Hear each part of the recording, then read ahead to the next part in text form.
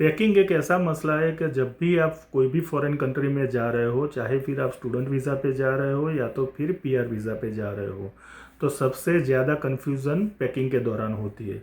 कौन सी आइटम वहाँ पे लेके जाए, कौन सी आइटम वहाँ पे लेके न जाए, वहाँ पे वो आइटम मिलती है या नहीं मिलती है, अगर मिलती है तो उसकी कॉस्ट वहाँ पे कितनी है, वो इंडिया में सस्ती मिलती है या फिर वहाँ पे सस्ती मिलती है।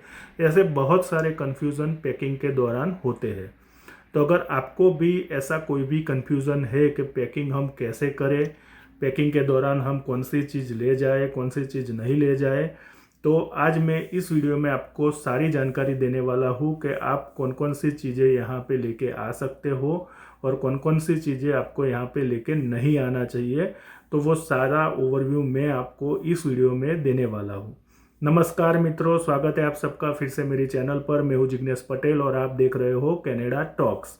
और आज की इस वीडियो में मैं आपसे बात करने वाला हूँ पैकिंग के रिलेटेड। आप कौन कौन सी चीज़ यहाँ पे लेके आ सकते हो और कौन कौन सी चीज़ें आपको अवॉइड करनी चाहिए, वो सारी जानकारी मैं आपको इस वीडियो में शेयर करने वाला हूँ। So let's start. तो दोस्तों, ये वीडियो थोड़ी लंबी हो सकती है, मगर आप इसको एंड तक देखोगे तो आपकी बहुत सारी कन्फ्यूज़न क्लियर हो जाएगी। तो मैं सजेस्ट करूंगा कि इस वीडियो को आप एंड तक देखें ताकि आपको पूरी जानकारी मिले कि आपको पैकिंग किस तरह से करना चाहिए। अब इस वीडियो को मैं दो पार्ट में डिवाइड करता हूँ, जिसमें पहले पार्ट्स में हम बात करेंगे क्लोथ्स एंड एसेसरी के बारे में और दूसरे पार्ट्स में हम बात करेंगे फूड्स एंड यूटेंसिल के बारे में। चाहे आप स्टूडेंट वीज़ा पे आ रहे हो या तो फिर पीआर वीज़ा लेके आ रहे हो, तो दोनों केस में ये वीडियो आपको हेल्पफुल हो सकती है। तो इस वीडियो को एंड तक देखना न भूलें। अब पैकिंग का preferences person to person vary करता है। आपका प्रेफरेंस कैसा है और मेरा प्रेफरेंस कैसा है, उसके ऊपर डिपेंड करता है कि हम पैकिंग किस तरह से करते हैं। तो आपका प्रेफरेंस, अगर मैं जो बात यहाँ पे करने वाला हूँ उससे थोड़ा डिफरेंस हो सकता है, तो आप अपने प्रेफरेंस के रिगार्डिंग यहाँ पे प्लस और माइनस कर सकते हैं। मगर यहाँ पे मैं आपको एक जनरल ओवरव्यू दूंगा जिससे आपको पता चले कि आपको कौन सी आइटम को अवॉइड करना चाहिए और कौन सी आइटम आपको इंक्लूड करनी चाहिए। तो यहाँ पे जो भी मैं बात करूँगा वो जनरल पर्पस में करूँगा और उसमें हम सबसे पहले बात करते हैं क्लोथ्स के बारे में। तो कौन कौन से कपड़े हम लेके जा सकते हैं उसके बारे में सबसे पहले मैं बात करने वाला हूँ, और उसमें सबसे पहला आता है अंडरवियर। अब यहाँ पे जो भी मैं क्वांटिटी आपको बोलूँगा वो क्वांटिटी मैं एक पर्सन के अकॉर्डिंगली आपको शो करूँगा। अगर आप फैमिली पीआर के तौर पे यहाँ पे आ रहे हो तो आप आपके फैमिली में जितने मेंबर है उसके अकॉर्डिंगली आप इसमें प्लस और माइनस कर सकते हो। अगर आप मेल हो या फिर फीमेल हो तो आप इसके अकॉर्डिंगली आप वो समझ लेना। मगर यहाँ पे जो भी है वो मैं एक जनरल टर्म में आपको बताता हूँ। अब सबसे पहले बात करते हैं अंडरवेयर की। तो अंडरवेयर मैं प्रीफर करूँगा कि आप एक डजन के आसपास लेके आओ, एक डजन या फिर उससे थोड़ी ज़्यादा हो सके तो ज़्यादा लेके आओ। अब उसका रीज़न मैं आपको बताता हूँ, क्योंकि यहाँ पे क्या होता है कि हम अंडरवेयर हर रोज़ चेंज करनी पड़ती है और जो कपड़े हम पहनते हैं उसको हमको हर रोज़ चेंज करने की ज़रूरत नहीं है। ऐसा नहीं है कि हम यहाँ पे नहाते नहीं है या फिर गंदे रहते, ऐसा कुछ भी नहीं है। मगर एक्चुअली यहाँ का जो भी एटमॉस्फेयर है वो ऐसा है कि आपके कपड़े इतने जल्दी यहाँ पे मैले नहीं होते हैं। तो आपके एक पैर अगर आप पहनते हो तो वो करीबन 3-4 दिन तक आप पहन सकते हो और वो भी बिना मैले हुए।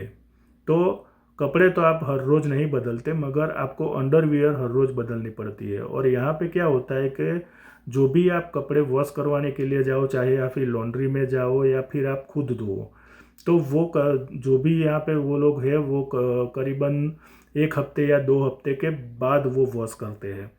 तो जब भी आप लॉन्ड्री के लिए जाओ तो उस वक्त आपको जो भी सारे कपड़े आपके इकट्ठे हुए वो आप लेके लॉन्ड्री में जा सकते हो। तो अगर आपके पास अंडरवेयर की ज़्यादा पेयर होगी तो आप हर रोज़ चेंज करके वो बदल सकते हो। मगर आप 1 या 2 पेयर लेके आए तो फिर आपको हर रोज़ कपड़े वॉश करने पड़ेंगे। तो मैं प्रीफर करता हूँ कि आप अंडरवेयर हो सके इतनी ज़्यादा लेके आओ, फिर यहाँ पे आके आप उसको नई परचेस कर सकते हो। मगर इनिशियली तौर पे आप इंडिया से लेके आओ तो वो ज़्यादा अच्छा है। अब बात करते हैं नॉर्मल क्लोथिंग के बारे में। तो नॉर्मल क्लोथिंग में मैं प्रीफर करता हूँ कि आप 4 से 5 pair jeans and T shirt की लेके आओ और 2 से 3 पेयर फॉर्मल की लेके आओ। अगर आप लेडीज़ हो तो आप इसके अकॉर्डिंगली आप ट्रेडिशनल ड्रेस या फिर कुर्ता जो भी आपको प्रीफर करते हो वो आप एडजस्ट कर सकते हो, मगर हो सके उतना यहाँ पे जीन्स एंड टी शर्ट आप लेके आओ। और यहाँ पे ऐसा कोई ड्रेस कोड नहीं होता है। हाँ, अगर आप ऑफिस में जॉब करते हो तो आप वहाँ पे फॉर्मल कपड़े पहन के जा सकते हो, मगर ऐसा यहाँ पे कोई भी ऑब्लिगेशन नहीं होता है कि आपको वहाँ पे फॉर्मल कपड़े पहन के ही जाना है। क्योंकि ज़्यादातर मैंने देखा है कि यहाँ पे जो लोग ऑफिस में जॉब करते हैं वो भी यहाँ पे जीन्स एंड टी शर्ट पहन के जाते हैं, और ऐसा कोई भी रिस्ट्रिक्शन कपड़ों के बारे में नहीं है। वो आपके प्रेफरेंस के ऊपर है कि आपको कौन सा अच्छा लगता है। अगर आपको फॉर्मल अच्छे लगते हो तो आप फॉर्मल लेके आओ, अगर आपको जीन्स अच्छे लगते हैं तो जीन्स लेके आओ, मगर यहाँ पे कपड़ों में ऐसा कोई रिस्ट्रिक्शन नहीं है। तो आप 4 से 5 पेयर जीन्स टी शर्ट की मान लो या 2 से 3 पेयर फॉर्मल की मान लो। अगर आप इसको इन्वर्ट करना चाहो तो आप इसको इन्वर्ट भी कर सकते हो, वो आपके प्रेफरेंसेस के ऊपर है, मगर इतना आप लेके आओ तो वो बढ़िया है। अब यहाँ पे jeans and T shirt India से सस्ते मिलते हैं, तो 4 या 5 पेयर आप लेके आओगे तो वो इनफ है। अगर उसके बाद आपको यहाँ पे आके और ज़रूरत पड़ी तो आप यहाँ से परचेस कर सकते हो, और वो भी ब्रांडेड कंपनी के। यहाँ पे कॉस्को या वॉलमार्ट में आप जाओगे तो आपको इंडिया से भी सस्ते कपड़े यहाँ पे मिलते हैं। तो आप 4 से 5 पेयर इनिशियल तौर पे लेके आओ तो वो इनफ है। तो 4 से 5 पेयर जीन्स की रखो और 2 से 3 पेयर आप फॉर्मल की रखो। अब साथ में आप 1 से 2 पेयर आप नाइट ड्रेस की या तो फिर आप ट्रैक सूट भी ले सकते हो, तो वो ले लो। और आपको शॉर्ट पहनना पसंद है तो आप अपने प्रेफरेंसेस के अनुसार 1-2 शॉर्ट भी ऐड कर सकते हो। अब कपड़े के बारे में एक बात मैं बता देता हूँ कि यहाँ पे कपड़े इतने महंगे नहीं है, तो इतने सारे कपड़े उठा के यहाँ पे लेके आने का कोई मतलब नहीं है, क्योंकि यहाँ पे बहुत अच्छी क्वालिटी के कपड़े मिलते हैं। हाँ, मगर आपका कोई पर्टिकुलर टेस्ट है, आपकी कोई पर्टिकुलर चॉइस है, तो वो आपको इंडिया से लेके आना हो तो वो आप लेके आ सकते हो। अब बात करते हैं ट्रेडिशनल क्लोथ की। तो ट्रेडिशनल आप 1 या 2 पेयर मैक्सिमम लेके आओ, क्योंकि यहाँ पे ट्रेडिशनल आप कोई कोई ओकेशन पे ही पहनोगे। जैसे हमारा कोई फेस्टिवल आता है या तो फिर दिवाली या फिर हम नवरात्रि में जाते हैं तो उस टाइम पे हम ट्रेडिशनल पहनते हैं। उसके अलावा नॉर्मल में हम यहाँ पे ट्रेडिशनल नहीं पहनते हैं। तो ट्रेडिशनल हो सके इतने कम लेके आओ।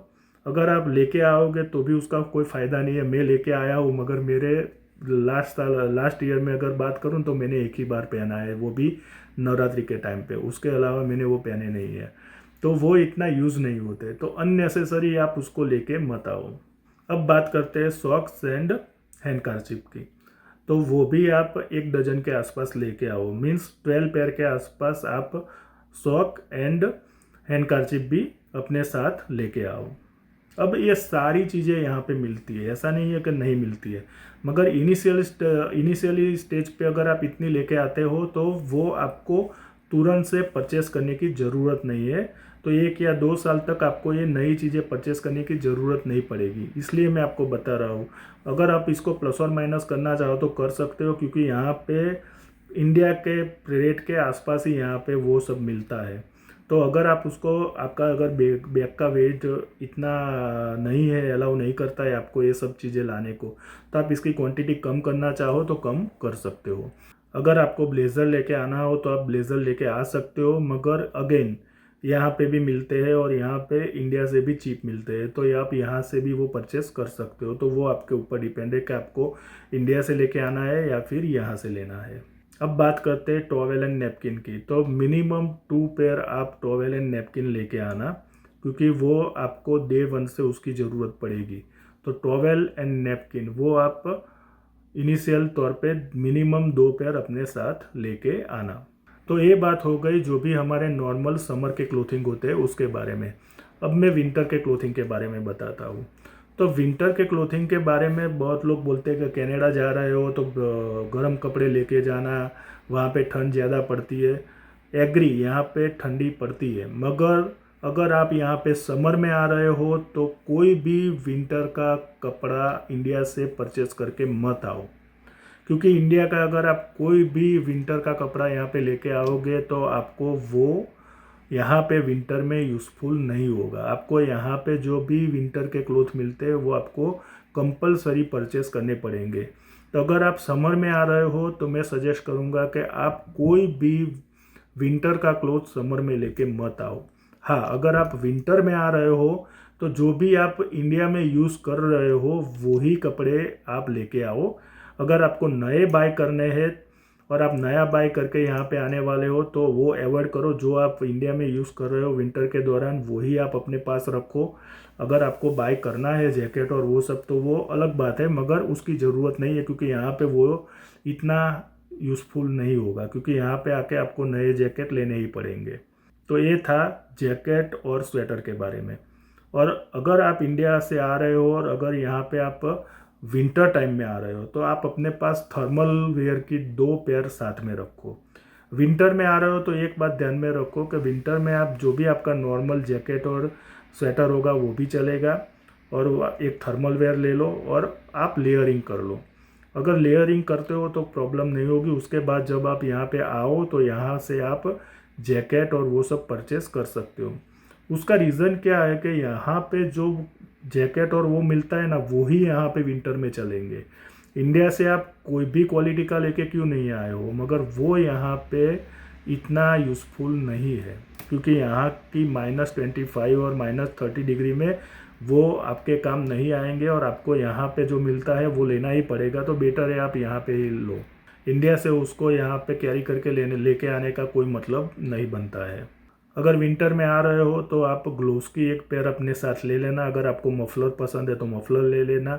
अगर वो जो आती है मंकी कैप, अगर मंकी कैप लेनी हो तो आप मंकी कैप ले सकते हो। तो वो एक ऐसी चीज़ है कि वो आप एडिशनल तौर पे आप ऐड कर सकते हो, मगर बहुत सारे जैकेट्स एंड हुडी वो सब यहाँ पे लेके आने का कोई मतलब नहीं है, क्योंकि इंडिया की वो जो भी आप लेके आओगे वो यहाँ पे जो भी माइनस का टेम्परेचर है उसमें वो सस्टेन नहीं करेंगे और आपको यहाँ से परचेस करना पड़ेगा, तो वो अवॉइड करो। अब बात करते हैं जूतों के बारे में। तो शूज़ आपको कौन से लेके आने चाहिए? तो मैं प्रीफर करता हूँ कि आप स्पोर्ट्स शूज़ लेके आओ। अगर आपको बाय करना है और नए लेके आना है तो आप नया मत लो, जो भी आप अभी यूज़ कर रहे हो वही लेके आओ, क्योंकि यहाँ पे जूते काफ़ी सस्ते मिलते हैं। इंडिया की कंपैरिजन में यहाँ पे जूते सस्ते हैं। तो आप अगर आपको नया परचेस करके लेके आना है तो वो आप अवॉइड करो, नया वहाँ से मत लो। अगर आपके पास जो है वही आप लेके आ रहे हो तो वो आप लेके आ सकते हो। अगर आपको फॉर्मल शूज़ पसंद है तो आप फॉर्मल शूज़ की एक पेयर लेके आओ। यहाँ पे ज़्यादातर स्पोर्ट्स शूज़ लोग प्रीफर करते हैं और फॉर्मल का बहुत ही कम जगह पे यूज़ होता है। और विंटर में तो आप फॉर्मल शूज़ पहन के यहाँ पे बाहर भी नहीं निकल पाओगे, क्योंकि इतनी बर्फ़ पड़ी रहती है और उसके अंदर अगर आप फॉर्मल शूज़ पहन के जाओगे तो आपको गिर जाने के चांसेस बहुत ही ज़्यादा है और कोई आपको वो सजेस्ट भी नहीं करेगा। तो आप हो सके तो फॉर्मल शूज़ अवॉइड ही करो। अगर आपकी ऐसी कोई जॉब है और अगर आपका प्रोफेशन ऐसा है कि आपको ऑफिस में ही जॉब करनी है तो ही मैं प्रीफर करता हूँ कि आप एक फॉर्मल की एक पेयर आपके पास रखो। उससे ज़्यादा की आपकी ज़रूरत नहीं है। और अगर यहाँ आके आपको ज़रूरत पड़े तो वो आप बाई कर सकते हो, क्योंकि यहाँ पे वैसे भी वो आपको सस्ते मिल रहे हैं। यहाँ पे स्पोर्ट्स शूज़ बहुत ही सस्ते मिलते हैं। तो अगर आपको नए स्पोर्ट्स शूज़ लेने हैं तो आप इंडिया से मत लो, यहाँ पे ले लेना। यहाँ पे आपको वो काफ़ी चीप पड़ेंगे। अब साथ में अगर आप स्लीपर या फिर चंपल पहनते हो तो आप उसकी एक एक पेयर ऐड कर सकते हो, उससे ज़्यादा की यहाँ पे रिक्वायरमेंट नहीं है।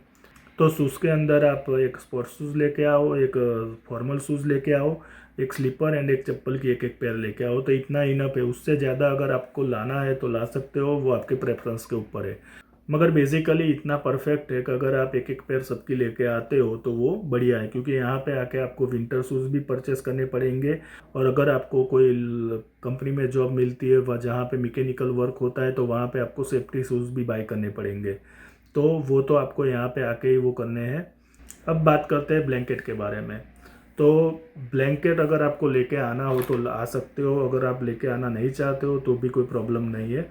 मगर जब इनिशियल तौर पे आ रहे हो तो एक आध ब्लैंकेट अपने साथ रखो तो वो इनफ है। उससे ज़्यादा आपको वहाँ पे से यहाँ पे ब्लैंकेट लेके आने की ज़रूरत नहीं है। अगेन यहाँ पे जो मिलता है वो इंडिया से भी सस्ता मिलता है, तो वो वहाँ से यहाँ लेके आने का कोई मतलब नहीं बनता है।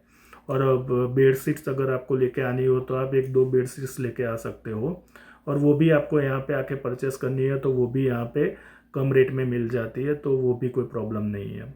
अब बात करते हैं कर्टेन के बारे में। बहुत सारे लोग देखे मैंने कि वो लोग इंडिया से कर्टेन लेके आते हैं, और वो गलती हमने भी की है। मगर आप कर्टेन लेके मत आओ, यहाँ पे कर्टेन लेके आने का कोई मतलब नहीं बनता है, क्योंकि आपको पहले तो पता नहीं है कि यहाँ पे जो भी विंडो है उसकी साइज़ क्या है, और आप जो कर्टेन वहाँ से लेके आओगे और वो कर्टेन वहाँ पे आपकी जो विंडो है उसमें फिट नहीं होगे तो क्या करोगे। तो उससे बेहतर है कि यहाँ पे जो कर्टेन मिलते हैं वही परचेस करो, और यहाँ पे कर्टेन इतने महंगे नहीं है, वो भी चीप ही है यहाँ पे, तो अगर हो सके तो उसको कम्प्लीटली अवॉइड करो। अब बात करते हैं पिलो की। तो पिलो भी मैं सजेस्ट करता हूँ कि वो कम्प्लीटली अवॉइड करो, उसकी भी यहाँ पे इंडिया से लेके आने की कोई ज़रूरत नहीं है, यहाँ पे मिलते हैं। हाँ, अगर आपकी कोई स्पेसिफिक रिक्वायरमेंट है तो आप इंडिया से लेके आओ, तो उसमें कोई प्रॉब्लम नहीं है, अगर वो मैनेज कर सकते हो तो ये जो कुछ था मैंने बताया वो था कपड़े के बारे में और कपड़े के रिलेटेड। अब थोड़ी बात कर लेते हैं इलेक्ट्रॉनिक्स के बारे में। तो अगर इलेक्ट्रॉनिक्स के अंदर अगर आपको इंडिया में से नया फ़ोन परचेस करके यहाँ पे आना है तो मैं सजेस्ट करूँगा कि आप नया फ़ोन लेके यहाँ पे मत आओ। अगर आपको फ़ोन नया ही परचेस करना है तो यहाँ से परचेस करो, वो आपको यहाँ पे चीप पड़ेगा। अगर वैसा ही आपको लैपटॉप के बारे में, अगर आपको लैपटॉप इंडिया से नया परचेस करके आना है तो इंडिया से नया परचेस करके मत आओ, क्योंकि यहाँ पे लैपटॉप भी काफ़ी सस्ते मिलते हैं। तो इलेक्ट्रॉनिक्स के अंदर मैं ओवरऑल आपको बता देता हूँ कि इलेक्ट्रॉनिक्स चीज़ें यहाँ पे ओवरऑल इंडिया से काफ़ी कम दाम में मिलती है। तो हो सके तो अगर आपको इंडिया से नई चीज़ परचेस करके यहाँ पे आना है तो वो अवॉइड करो। अगर आपके पास एग्जिस्टिंग है तो आप उसको आपके लिस्ट में ऐड कर सकते हो। जैसे आप अभी मोबाइल यूज़ कर रहे हैं और वही आप लेके आना चाहते हो तो वो आप आ सकते हो। अगर आपके पास लैपटॉप है और वही आप लेके आना चाहते हो तो वो आप आ सकते हो। मगर आपको नया परचेस करना है तो वो मैं सजेस्ट नहीं करूँगा। मैं सजेस्ट करूँगा कि वो आप यहाँ पे आके नया परचेस करो। इलेक्ट्रॉनिक्स में मैं आपको एक ही आइटम सजेस्ट करता हूँ, और वो है हार्ड डिस्क। आप इंडिया से जो भी आप गाने सुनते हो या फिर आप जो भी आपकी फाइल्स और जो भी आपकी मेमोरीज है वो आप आपकी हार्ड डिस्क में डाल के उसको लेके यहाँ पे आ सकते हो। अब बात करते हैं charging cable and power bank के बारे में। तो चार्जिंग केबल आपके मोबाइल या तो फिर आपके लैपटॉप के साथ जो एक आता है वही लेके आओ। दूसरे एडिशनल चार्जिंग केबल लेके यहाँ पे आने की कोई ज़रूरत नहीं है। हमने वो गलती की है, 2-3 चार्जिंग केबल यहाँ पे उठा के लेके आए थे, मगर उसका कोई मतलब नहीं है, क्योंकि यहाँ पे जो प्लग का सिस्टम है वो डिफरेंट है और इंडिया में जो है वो डिफरेंट है। तो उसका कोई मतलब नहीं बनता है कि आप इंडिया से इतने सारे चार्जिंग के केबल यहाँ पे लेके आओ। तो हो सके तो एक ही वो चार्जिंग केबल लेके आओ, और हाँ, हो सके तो एक पावर बैंक ज़रूर से लेके आना।